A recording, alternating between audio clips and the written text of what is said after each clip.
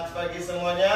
Pagi, Pak. Apa kabarnya hari ini? Baik, Pak. Baik. Sudah sarapan tadi dari rumah? Sudah, Pak. Oke, sudah. Baik kalau sudah. Ya, sebelum kita memulai pembelajaran kita di pagi hari ini, alangkah baiknya kita berdoa terlebih dahulu. Ayo, giliran sama sekarang. Oke, maju. Semua buat sikap berdoa. Tuhan, daya Tuhan, hari ini kami ingin memulai pelajaran kami, kiranya Tuhan memberkati ya Tuhan. Ya Tuhan, dari kesucian kepada kami, orang tua kami yang kami tinggal di rumah, berdoa mereka rezeki. Ya Tuhan, guru-guru kami yang mengajar kami, berilah kesabaran agar bisa mendidik kami. Ya Tuhan, Kau tahu banyak dosa yang kami perbuat, hapuskan dari ketujuan nama hari ini, esok dan sampai selamanya. Amin. Amin. Oke, terima kasih. Ya, nah ya bukunya semua boleh dibuka kan? Ya, kita sekarang belajar tentang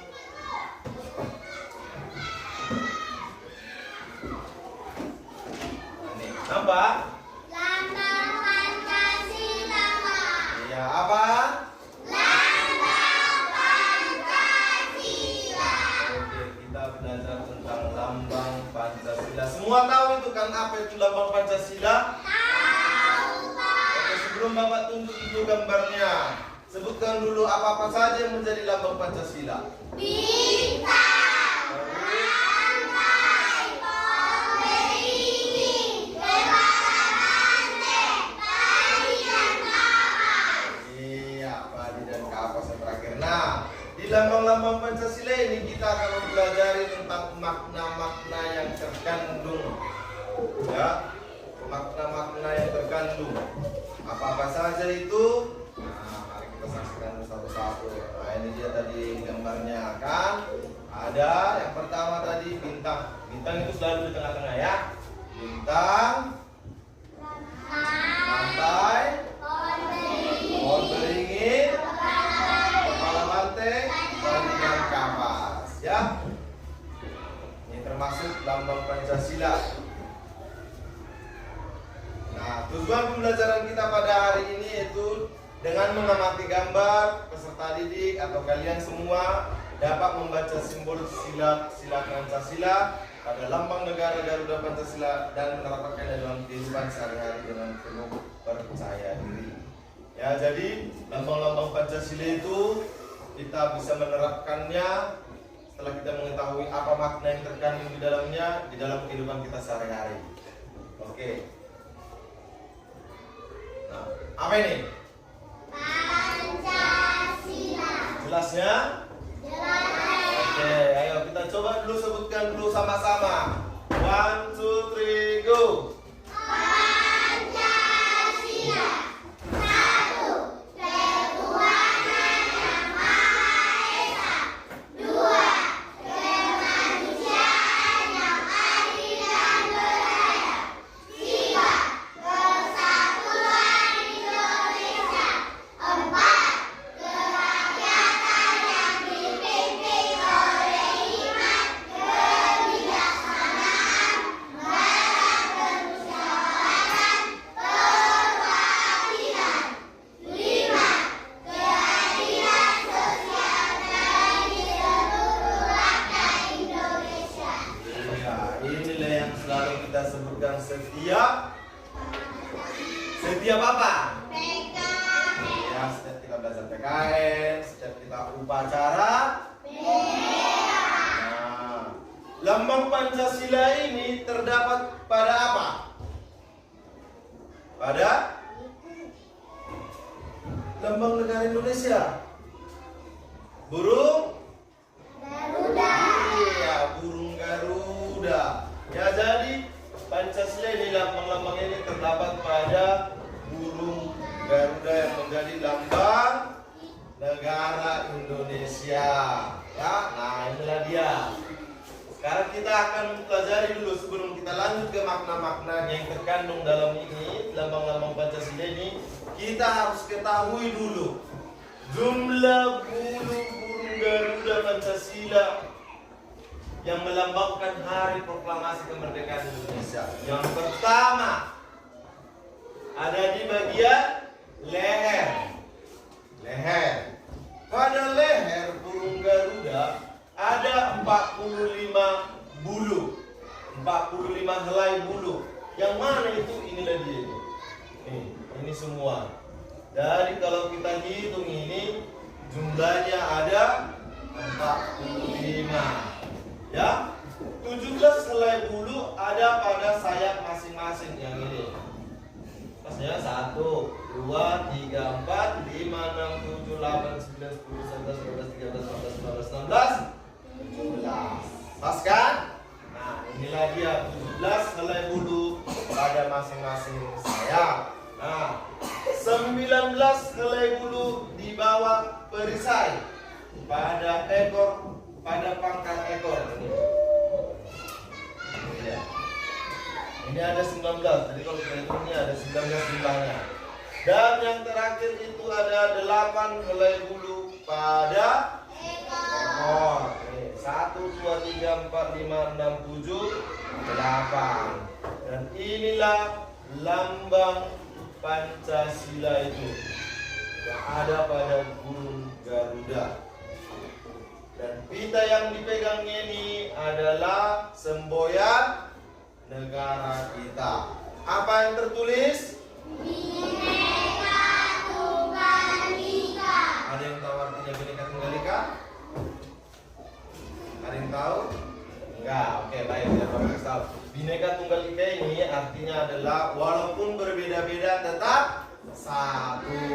Ya, walaupun berbeda-beda tetap satu. Itulah yang melambangkan Indonesia. Indonesia itu kan banyak suku bangsa, ya banyak sukunya. Bukan orang Batak aja yang ada di Indonesia ini. Bukan orang Cina doang. Bukan orang Jawa doang. Banyak. Ada suku Papua, suku apa lagi? Dayak, banyak macamnya ya. Nah, jadi ini perlu kita ketahui jumlah-jumlah helai bulu pada Garuda Pancasila. Ya, ini melambangkan 1945 tahun apa?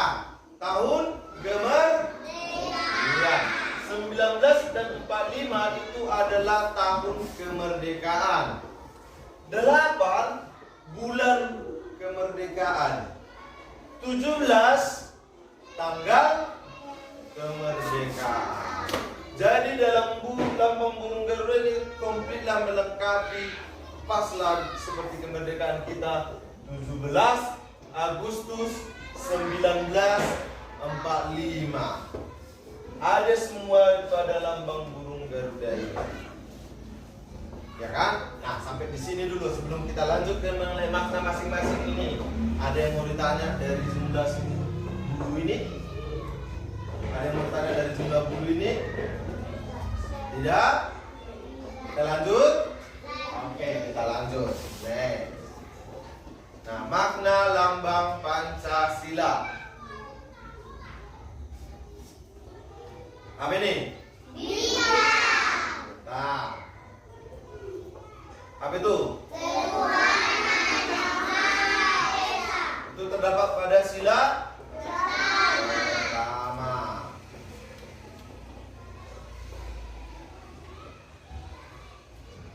Nah, ketuhanan yang Maha Esa.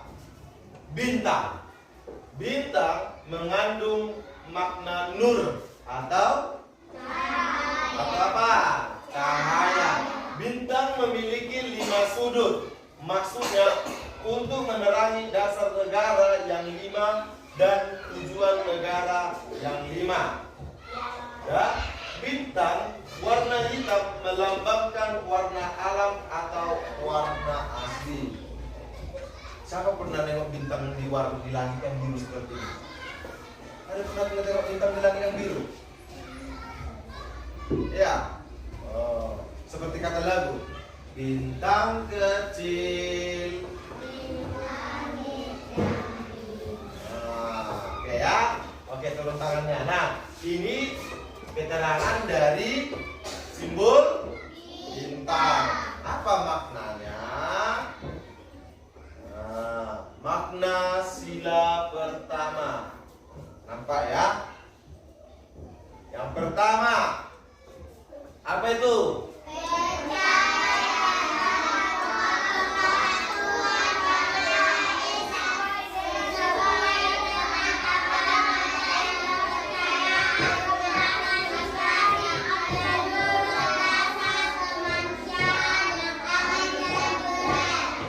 Percaya dan takwa kepada Tuhan yang Maha Esa sesuai dengan agama dan kepercayaannya masing-masing menurut dasar kemanusiaan yang adil dan beradab.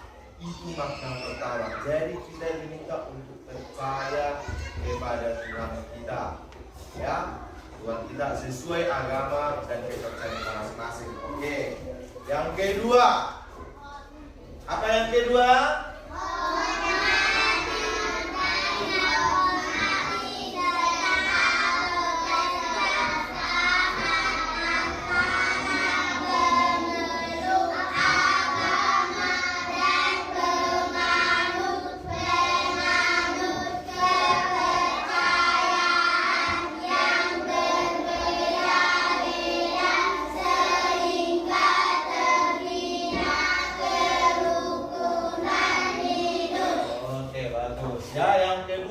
Dari sila pertama itu adalah hormat dan menghormati serta bekerja sama antara pemeluk agama dan penganut-penganut kepercayaan yang berbeda-beda sehingga terbinalah kerukunan hidup. Nah, jadi ini contoh di sini ada di sini yang agama Muslim, ada yang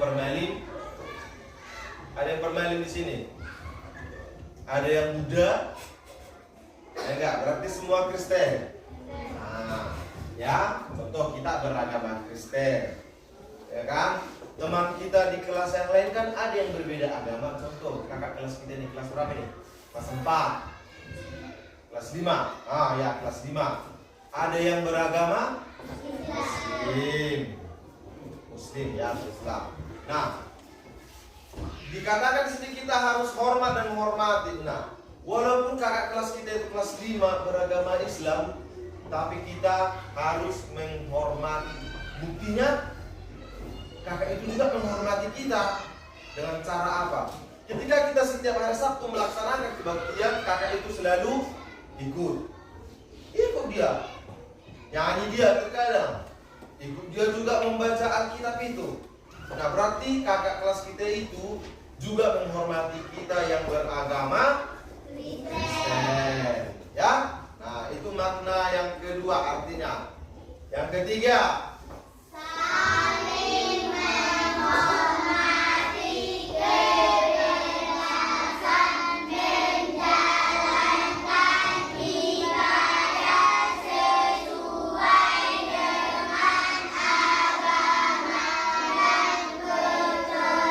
kepercayaan masing-masing. Ya, saling menghormati kebebasan menjalankan ibadah sesuai dengan agama dan kepercayaan masing-masing. Ya kan? Nah, di sini maksudnya kita bebas, ya. Kita bebas menjalankan ibadah kita. Tapi juga harus menghormati teman ataupun kawan kita yang lain agama beribadah. Ya, kita harus saling menghormati. Jangan ada yang saling kayak yang hari Senin semalam itu yang dikatakan sama Ibu Ting Ting, iya, membuli, tidak boleh itu, ya, itu tidak boleh. Nah, ini yang terakhir makna sila dari pertama, tidak memaksakan suatu agama atau kepercayaan kepada orang lain. Ya, kita tidak boleh memaksakan orang lain. Kristen lah kita, enak Kristen tuh, nggak boleh gitu. Ya, kita harus menghormati agama teman kita itu apa dan agama kita apa. Tidak boleh saling memaksa supaya masuk ke dalam kita. Kristen lah kita, adalah Buddha lah kita. Tak boleh beda dulu, tenang hati sejuk kata, nggak boleh gitu, ya. Paham kan? Nah, ini dia. Inilah makna dari sila pertama itu. Jadi kita diminta ya. Jadi kita diminta untuk saling percaya dan saling menghormati. Nah, sekarang kita masuk ke apa ini? Rantai. Apa?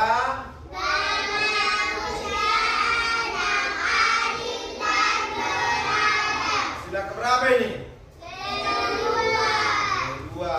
Nah, maksud dari rantai ini yang pertama di situ adalah mata rantai yang berbentuk segi empat melambangkan laki-laki, sedangkan lingkaran adalah perempuan. Mata rantai yang saling berkaitan melambangkan satu sama lain dan perlu bersatu sehingga menjadi kuat seperti rantai. Nah, maksudnya rantai, tahu semua rantai kan? Rantai itu kan saling apa namanya ini? Saling apa? Berkuat, ya, saling berkaitan, ya. Nah, rantai itu mau bagaimanapun kita buat caranya, kita tarik, kita bantu, kita apa, itu tidak akan lepas kecuali kita potong. Kalau dipotong pakai apa istilahnya, pakai gergaji besi, ya pakai gerenda, baru dia lepas. Namun kalau tidak kita apa-apain itu kokoh, kuat, ya. Nah, jadi Indonesia ini masyarakat ataupun kita diminta seperti rantai, ya, harus bersatu sehingga menjadi kuat. Nah, maknanya apa dari rantai ini? Nah, makna sila kedua. Oke. Nah, yang pertama nampak dari situ mengakui persamaan derajat, persamaan hak dan kewajiban. Yang kedua, saling mencintai sesama manusia. Nah, itu di rantai kita harus saling mencintai sesama kita. Ya, bukan sesama jenis ya. Bisa mencintai sama jenis tapi mencintai dalam kategori yang lain. Oke? Mengembangkan sikap tenggang rasa, tidak semena-mena terhadap orang lain, menjunjung tinggi nilai kemanusiaan, gemar melakukan kegiatan kemanusiaan, berani membela kebenaran dan keadilan. Rantai itu harus berani membela kebenaran.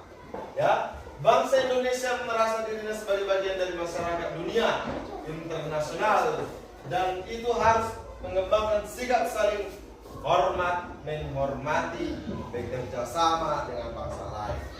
Nah, jadi makna dari sila kedua ini yaitu rantai, ya, kita harus tetap saling hormat, menghormati, terutama dengan bangsa lain. Ya, itu kita harus saling menghormati. Oke? Nah, sampai di sini dulu.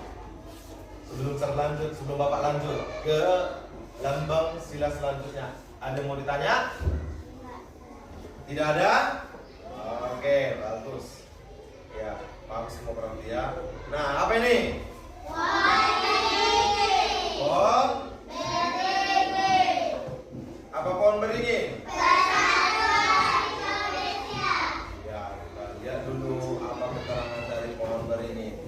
Pohon beringin merupakan pohon yang besar di mana banyak orang bisa berteduh di bawah naungan negara Indonesia. Pohon beringin memiliki sulur dan akar yang menjalar kemana-mana, namun tetap berasal dari satu pohon yang sama. Seperti halnya keragaman suku bangsa yang menyatu di bawah naungan Indonesia. Ya, siapa pernah lihat pohon beringin? Besar kan? Besar kan? Tinggi kan? Lebat daunnya. Tapi kalau udah pada siang malam kita menengoknya seram, betul kan? Nah, seram pohon itu. Nah, tapi turun tangannya. Tapi dibalik keseraman dari pohon beringin itu yang besar, tinggi besar itu, nah kita bisa seperti yang dikatakan banyak orang bisa berteduh di bawah naungan negara Indonesia. Di negara Indonesia kita ini bukan hanya yang Bapak bilang tadi suku Batak doang. Ya, suku-suku yang lain dia berteduh di bawah naungan nama negara Indonesia. Seperti pohon beringin itu kalau hujan kita bisa berteduh di bawahnya. Banyak orang bisa berteduh melingkari pohon itu. Betul nggak? Ya kan? Siapa pernah berteduh di bawah pohon? ketika hujan? Terlindungi tidak? Terlindungi kan? Walaupun sempat kita sudah basah kuyup, tapi ketika kita berteduh di bawah pohon, berkuranglah kita dari empasan air hujan. Ya. Nah, apa maknanya dari situ? Nah, ini dia maknanya. Ada kucing kan? Bisa ada kucingnya? Oke, ya. Makna yang pertama, menjaga persatuan dan kesatuan negara Republik Indonesia. Yang kedua, rela berkorban demi bangsa dan negara. Yang ketiga, cinta akan tanah air. Empat, berbangga sebagai bagian dari Indonesia.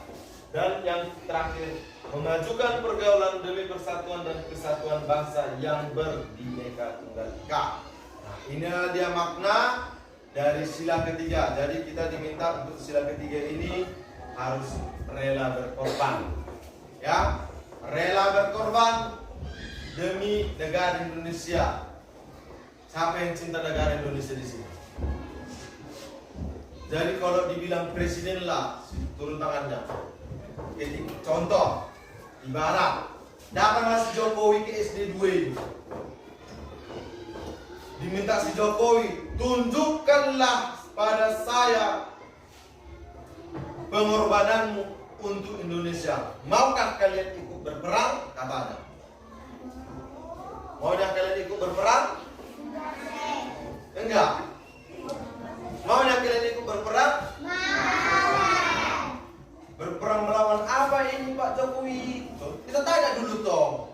Berperang untuk apa ini Pak Jokowi? Berperang melawan yang namanya kebodohan. Ya, bagaimana caranya Pak kita melawan kebodohan itu? Ya, harus rajin belajar, rajin ke sekolah.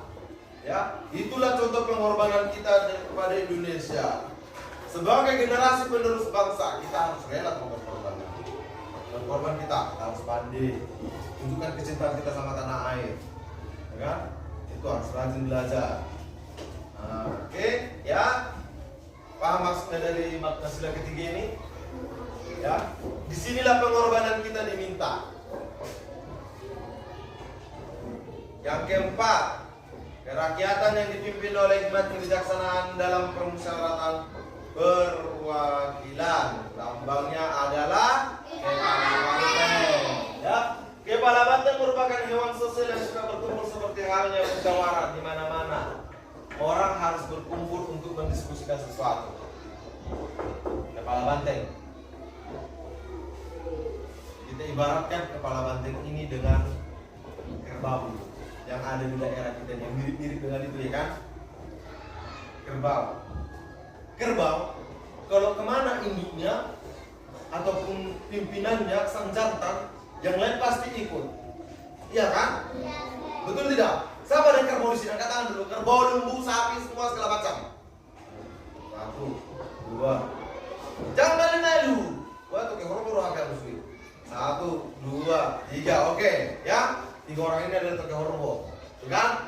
Nah, kalau kita pergi ngaman kerbau, kita pasanglah pantat kerbau induknya yang paling besar jantan itu. Otomatis yang lain akan mengikut, ya kan? Nah, begitu juga dengan ini. Merupakan hewan sosial yang suka berkumpul, seperti halnya musyawarah. Begitu juga dengan kita masyarakat Indonesia. Nah, contoh kecil, pemilihan ketua kelas. Kan kita musyawarah dulu kan, siapa yang maju, siapa yang mau, aku capek ketua kelas, aku lah maju aku. Nah, kan harus musyawarah dulu kita untuk mendiskusikan sesuatu itu contoh ketua kelas tadi. Kita harus diskusikan dulu. Maju lah kalau ketua kelas, karena ada kelompok-kelompok tertentu, ya kan. Kalau udah majulah. 3 lah contoh dari kelas ini orang yang mau jadi ketua kelas. Nah, musyawarahkanlah itu. Itulah maksud dari kepala banteng ini. Oke? Nah, makna yang terkandung di dalamnya itu adalah banyak nih. Ya, mengutamakan kepentingan golongan, tidak memaksakan kehendak kepada orang lain, mengutamakan budaya rembuk atau musyawarah, untuk mengambil keputusan, berembuk atau bermusyawarah sampai mencapai konsensus atau kata mufakat. Nah, seperti yang Bapak bilang tadi, pemilihan ketua kelas, pemilihan ketua kelas, pemilihan ketua kelas itu. Nah, kita harus musyawarahkan, ya, kita harus musyawarahkan, kita harus berembuk supaya dapat yang namanya kata mufakat. Contoh siapa di sini ketua kelas? Nah, si Stefani. Yang milih Stefani jadi ketua kelas siapa? Pasti kalian kan? Ya kan? Selain si Stefani kemarin itu ada yang mau maju sebagai ketua kelas. Siapa lawannya? Lawannya dulu kita bilang. Lawan si Stefani mau jadi ketua kelas di sini. Siapa lawannya? Ah, ada kan? Siapa lagi? Ada lagi? Cuma satu orang lawan si Stefani. Ah, iya. Ah, ada banyak kan? Nah, ini sila keempat inilah dia. Ya, tidak memaksakan kehendak kepada orang lain, mengutamakan budaya rembuk, mengambil keputusan. Ya, nah jadi kita diminta di sini, tengok sini semua. Jadi kita diminta, ya, ini berembuklah kita, dipilihlah, musyawarah, dan pemenangnya adalah si Stefani. Ya, inilah maksud dari makna sila keempat itu. Nah, dan yang terakhir masuk kita ke sila kelima. Apa ini?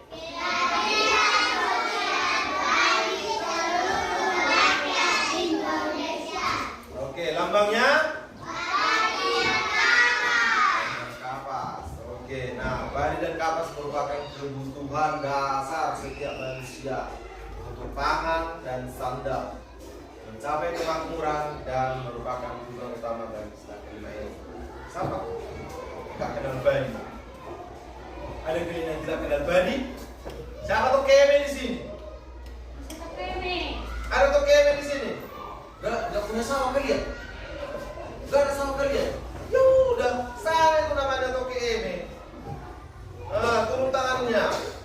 Kenal kapas kan? Siapa pernah nengok kapas? Pohon kapas? Siapa pernah nengok pohon kapas? Apa yang terdapat dalam pohon kapas itu? Ada selain kapas, ada bijinya kan? Hijau warna hitam. Iya, bagus ya. Nah itu. Nah, makna dari badi dan kapas ini adalah bersikap adil terhadap sesama, menghormati hak-hak orang lain, menolong sesama, menghargai orang lain, melakukan pekerjaan yang berguna bagi kepentingan umum. Ya, nah jadi inilah makna dari sila kelima itu. Ya, inilah makna dari sila kelima itu. Kita harus adil terhadap sesama. Kita harus menghormati orang lain. Kita harus menolong, menghargai, dan melaksanakan pekerjaan yang berguna bagi kepentingan umum. Badi dan kapas. Badi dan kapas itu seperti badi. Gunanya, kalau nggak ada badi bisa kita makan. Bisa kita makan. Kalau nggak ada kapas, bisa kita nikmati bantal yang empuk. Iya kan? Inilah menolong sesama. Itulah tugasnya. Bu kita butung-butungan, bu coba kata kita bilang tambah dulu mah enak kali nasi ini lembut, ya kan? Mantap. Apalagi campur ikan teri kata anak. Woi, masuk. Tambah lagi kita, ya kan? Kalau nggak ada badi itu, seperti yang saya katakan tadi, masa kita nggak akan bisa di sini. Aduh sakit perut, pasti kayak gitu kita. Betul nggak? Betul kan?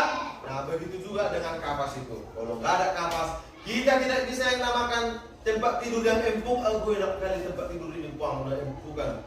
Tergences kok. Video. Siapa di sini kalau tidur masih video? Saking enaknya tidur. Jujur lah. Nah, nggak usah bohong. Iya kan? Nah itulah fungsi dari kapas ini. Ditolong kita. Oke, turun tangannya. Ya, ditolong kita. Ya. Bisa kita tidur enak. Oke? Ya. Inilah tadi makna-makna, ya, makna-makna dari lambang-lambang Pancasila itu. Ya. Oke, thank you for your attention. Dah ada 5 tadi. Oke. Nah, sekarang ya sebagai apanya? Nah, ini ada ini ada soal. Ya. Soal-soal ini berkaitan dengan penjelasan kita satu hari ini tentang materi kita satu hari ini. Nah, jadi nanti kalian tulislah di sini nama, kelas, tanggal sekarang. Ya. Oke, ini akan saya bagikan, silakan dikerjakan. Ya. Nah. Ini.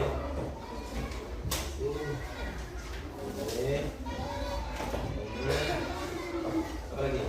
Ini. Nah. Oke. Ini. Dioper ya. Ini. Oper. Ini. Apa lagi? Udah dapat semua? Apa lagi? Oke. Nah, oper. Ini. Lagi. Nah. Ini.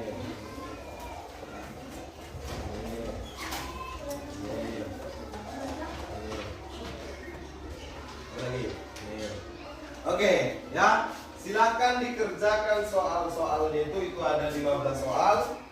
Ya, hanya memilih. Itu tinggal memilih A, B, C atau D. Ya, silakan dikerjakan. Tulis nama, kelas, hari dan tanggalnya.